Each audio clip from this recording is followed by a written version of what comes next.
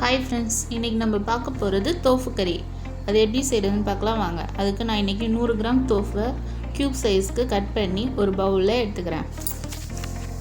இதுக்கு தேவையான அளவு உப்பு, 1 டேபிள் ஸ்பூன் மிளகாய்த்தூள், 1 டேபிள் ஸ்பூன் இஞ்சி பூண்டு பேஸ்ட்டு போட்டு இதை நல்லா மேரினேட் பண்ணி ஒரு 5 நிமிஷம் மூடி போட்டு எடுத்து வச்சுக்கோங்க. 5 மினிட்ஸ்க்கு அப்புறம் ஒரு பேனில் கொஞ்சமாக பட்டர் சேர்த்துக்கிறேன். இதுக்கு நீங்கள் ஆயில் கூட சேர்த்துக்கலாம், ஆனால் நான் இன்றைக்கி பட்டர் தான் சேர்த்துருக்கேன்.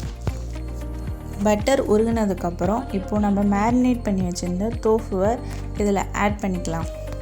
தோஃபுவோட 2 பக்கமும் நல்லா ப்ரௌன் கலரில் ஆகிற அளவுக்கு இதை நல்லா ட்ரை ரோஸ்ட் பண்ணி எடுத்துக்கோங்க. இப்போது நல்லா ட்ரை ரோஸ்ட் ஆயிடுச்சு. இப்போ இதை ஒரு பாத்திரத்துக்கு மாற்றிக்கலாம்.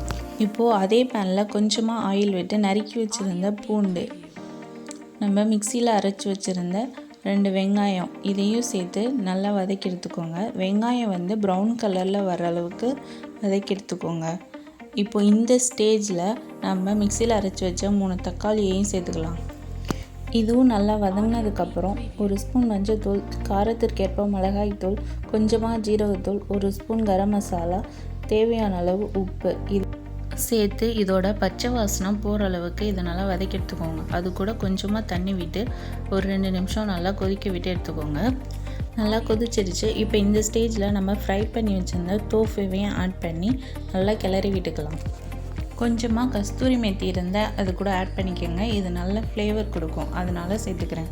அது கூட கீறி வச்சுருந்த 2 பச்சை மிளகாவையும் சேர்த்துக்கலாம். இதை லாஸ்ட்டாக சேர்க்கும்போது இதோட ஃப்ளேவர் நல்லாயிருக்கும். இப்போ கொத்தமல்லி போட்டு இதை இறக்குனிங்கன்னா டேஸ்டியான தோஃபு கறி ரெடி. இதை நம்ம சப்பாத்தி, நான், தோசைன்னு எதுக்கு வேணாலும் வச்சு சாப்பிட்லாம்.